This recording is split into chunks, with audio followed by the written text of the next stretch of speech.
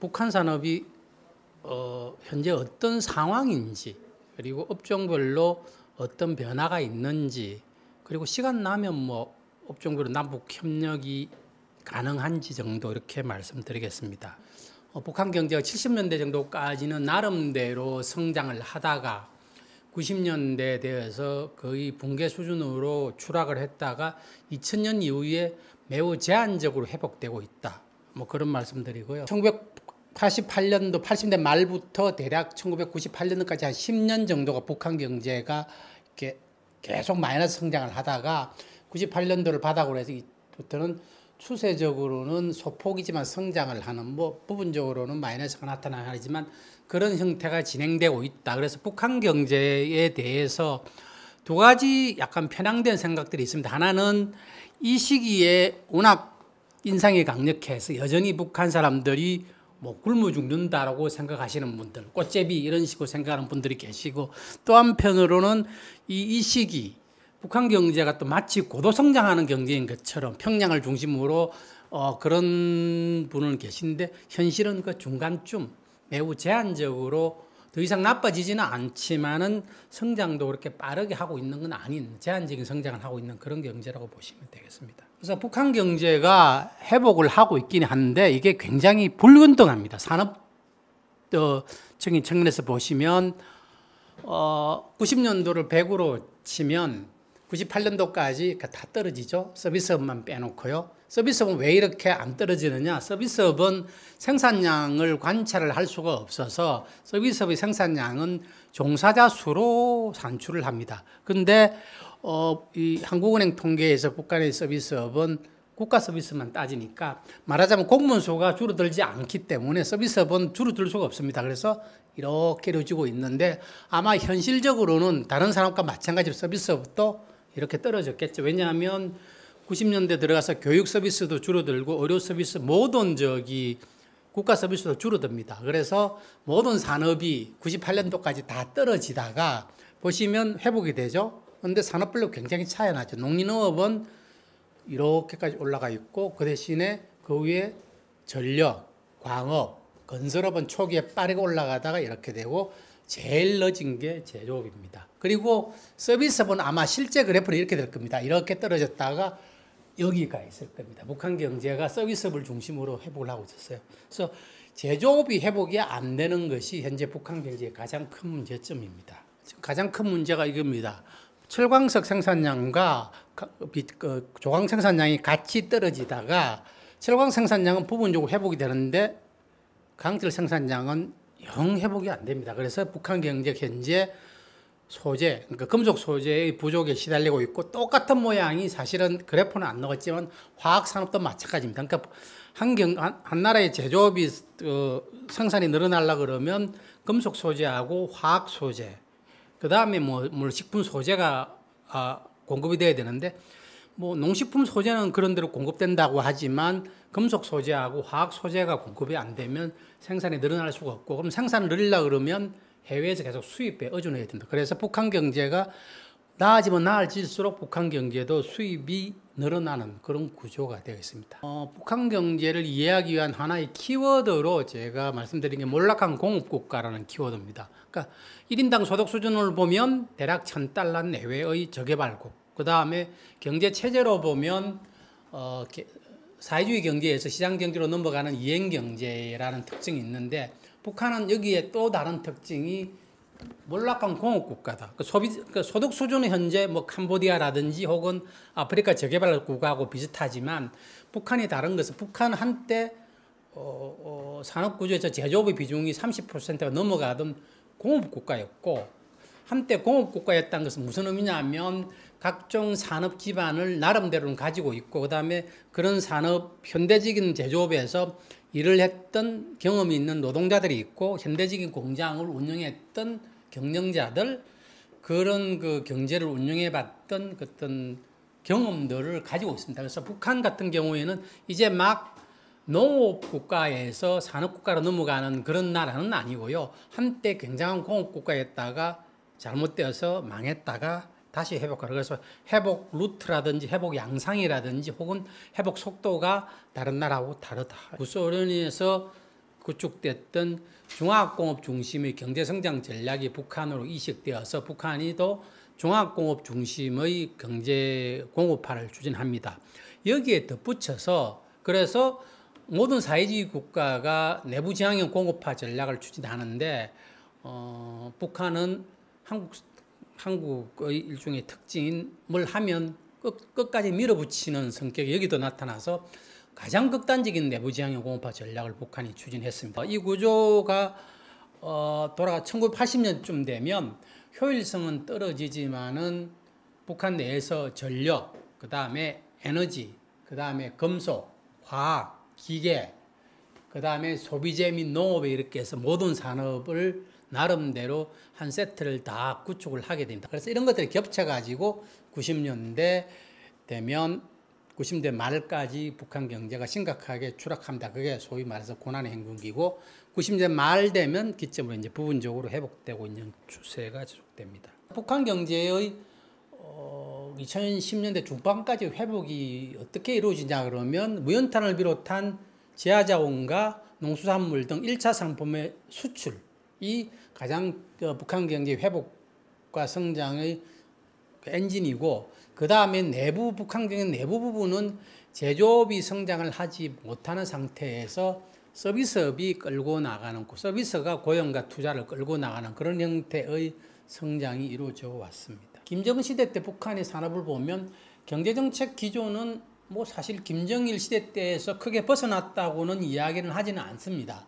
다만 이제 정책 목표라든지 정책 기조는 변화되지 않지만 어떤 정책을 수행하는 방식이라 그럴까. 첫 번째가 시장화 정책입니다. 북한이 시장이라는 것이 북한 경제 전반에 매우 큰 영향을 미치기 때문에 시장 정책이라는 것도 북한 경제에 미치는 영향이 큰데 국가 부분이 시장에 적극적으로 진출을 해서 시장으로부터 가능한 한 많은 어떤 재원을 끌어내기 위한 정책을 펴니다. 두 번째 차이는 김정은 시대 되면 시장경제 활동을 인정하는 데서 멈추는 것이 아니라 이제 시장경제 활동을 공식적으로 인정하고 이를 법으로 다 법제화합니다. 김정은 시대 되면 집권하자마자 경제관리 체계를 바꾸어서 소위 우리식 경제관리 제도, 기업에서는 사회주의 기업 책임관리제를 도입을 해서 이제 국영기업이 시장경제 활동을 하는 것을 공식적으로 허용하고 이를 법 예컨대 인민경제계획법이라든지 기업소법을 바꾸어서 국영기업이 시장경제 활동하는 법제화했습니다. 그 다음에 산업 측면에서 가장 두드러지게 나타난 부분이 소위 실용주의적인 산업 정책입니다. 마지막으로 경제성장 전략을 바꾸려고 하고 있다. 김정일 시대 북한은 과학기술, 그 다음에 인력 양성 등을 토대로 한 성장, 말하자면 질적인 성장 전략으로 지금 바꾸려고 지금 노력을 하고 있고 이 부분은 립 서비스는 아닌 것 같고 실제로 성장 전략을 이렇게 바꾸려고 하고 있는데 문제는 뭐냐면 이런 그 질적인 성장은 더구나 더 어떤 그 대외 개방이 필요한 외부로부터 새로운 기술, 새로운 경영 기법 이런 것들이 계속 들어와야 그걸 가지고 소화를 해서 성장을 할 텐데 지금처럼 뭐 자이든 타이든 외부로부터 맡겨 있는 상태에서는 이 질적 성장이 사실은 쉽지는 않은 거는 사실입니다. 김정은 시대 되면 제조업의 생산 연약이 이제 조금 부분적으로 회복되는 게 아닌가 하는 조짐이 보입니다. 김정은 시대 때 갑자기 툭 생긴 건 아니고 김정일 시대 때부터 꾸준히 지속되었던 변화가 이제 서비스업을 지나서 제조업에도 나타나고 있는 게 아닌가 하는 생각이 듭니다. 이제 산업별로 보면 에너지 부분에 대해서는 여전히 가장 많은 자원을 투자하고 있습니다. 그래서 중대규모 수력발전소라든지 화력발전소 개보수 등을 했는데 발전량은 사실 크게 나타나지 않습니다. 이제 재생에너지라든지 그 다음에 전력 공급체계 효율화 이런 부분들은 나름대로 꾸준히 하고 있고 이런 데를 조금씩 성과가 나타나고 있습니다. 그리고 이제 또 한 가지는 에너지 전략 및 전환을 위한 투자들을 계속 하고 있습니다. 세 번째로 김정은 시대 때 가장 눈에 띄는 것 중에 하나가 발전시킨 게 기계공업이죠. 왜냐하면 기계공업이 모든 산업의 기반이 될 뿐만 아니라 군수공업하고 직접적으로 연결되기 때문에 기계공업을 굉장히 많이 발전을 시켰습니다. 두 번째는 국산 설비한 이제 설비 현대화가 진행이 됩니다. 이제 설비도 북한 기계 공장에서 설비를 만들어서 그걸 가지고 북한에서 공장을 짓거나 혹은 기존 설비들을 현대화하죠. 물론 여전히 핵심 설비들은 중국에서 수입해 오겠지만 이런 것들이 이제 가능하게 된 거죠. 소비재 시장의 성장이 기계 자본재 시장까지 시장화를 추동하는 힘이 생기고 그런 것들이 다 결합되어서 북한의 기계공업이 회복이 발전하기 시작했다는 거고 이제 소비재 부분도 변화가 생기고 있는 거죠. 특히 주도하고 있는 게 식품 가공 부분이고요. 그 다음에 화장품 등 생활용품, 그 다음에 의류 이렇게 해서 소비재 부분이 전반적으로 중국 제품에 경쟁하는 부분이 늘어납니다. 정부 입장에서도 어떤 그 경공업 부분의 국산화를 단순히 북한 내에서 만들어라는 게 아니고 북한산 제품이 질을 높이고 다양화시켜서 중국산 제품하고 경쟁해서 경쟁 우위를 갖추는 것을 소위 소비재 부분의 국산화로 북한이 정책을 방향을 잡고 있고 이런 것들이 결합되어서 식품 가공 등 소비재 부분은 생산이 양도 늘어나고 질도 높아지는 그런 상태가 지속되고 있습니다. 어쨌든 정부화가 진행되고 그러다 보면 정부 기기가 이제 수요가 늘어날 텐데 중간계층도 생기니까 그래서 처음에는 이렇게 종래 기술 제품을 다 수입해서 판매했습니다. 예를 들어서 핸드폰 무선 통신하면서 중국에서 사와서 중앙정부가 사와서 완제품을 사와서 더 비싸게 팔아먹었죠. 근데 이게 수요가 계속 늘어나다 보니까 이제는 내부에서 생산을 하는 거죠. 근데 문제는 소재 부분은 여전히 답이 없다. 이게 소재 부분은 실제로 어마어마하게 큰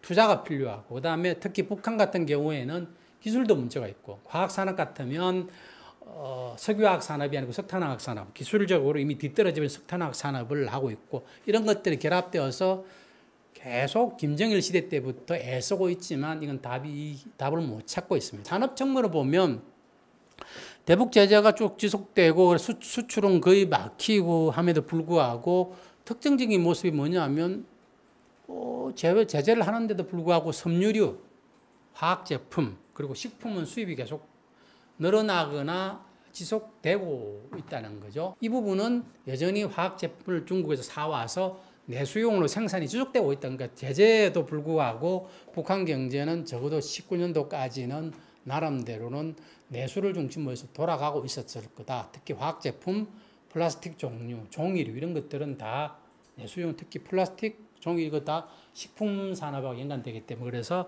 제재에도 불구하고 적어도 2019년도까지는 북한의 제조업이 물론 위축되긴 했겠지만은 뭐 나름대로 돌아갔을 것 같다. 당장에 쓸 수 있는 노동력이 이 정도 많이 있기 때문에 그래서 노동력 활용을 위한 남북 협력을 초기 시작할 수 있는 여전히 섬유류 부분이 유력하다. 식품 가공업은 내수 시장과 연계해서 꽤 빠르게 지금 성장을 하고 있습니다.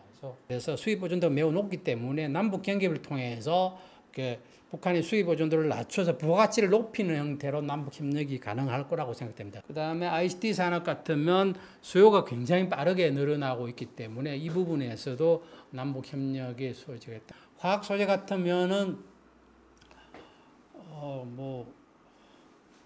북한 경제 계속 성장하고 하려면 화학 소재의 수입은 지속적으로 늘어나야 되기 때문에 초기에는 아마 우리 쪽에서 우리가 화학 소재의 공급이 세계적인 공급 국가니까 초기에는 소재를 직접 수출을 하고 조금 지나면은 나프타나 이런 부분들 우리가 공급해서 북한에서 중간 가공하는 형태의 협력이 가능할 거다. 북한의 상업 유통 부분도 굉장히 빠르게 성장하고 있기 때문에 이 부분도 소비재 부분하고 연계해서 어떤 협력할 여지가 있다. 건설 부분이 아마 북한이 핵문제 진전돼서 나쁜 경협이 진행되고 북한이 성장하게 되면 폭발적으로 성장할 부분이 건설 시장입니다. 그래서 건설 시장이 주택뿐만 아니라 도시 기반 시설, 그 다음에 에너지 부분, 이런 부분이 지금 건설 수요가 어마어마한데 북한은 지금 건설용 자재, 건설 기계, 그 다음에 엔지니어링 이런 것들이 다 부족합니다. 유일하게 남아 있는 게 사람 말고는 옛날에는 특히 건설 전문 기업들이 많이 있었는데 이것도 굉장히 많이 없어져 가지고 그래서 공급 역량이 매우 부족하기 때문에 건설 부분도 협력의 여지가 있고 굉장히 최근에는 관광이 북한 관광이 다양화됐습니다. 뭐 골프 관광, 그다음에 심지어는 경비행기로 평양을 상공을 돌아다니는 관광, 그다음에 지하철 타는 관광, 대동강에 배 띄우는 그 맥주 마시는 관광 이런 들이 늘어나고 있고 그러니까 관광 산업을 북한이 확실하게 소위 그 수출 산업으로 인식을 하고 있고요. 북한이 남북 경협이 재개되면 아마 가장 우선적으로 이루어질 수 있는 분야가 아닌가 하는 생각이 듭니다.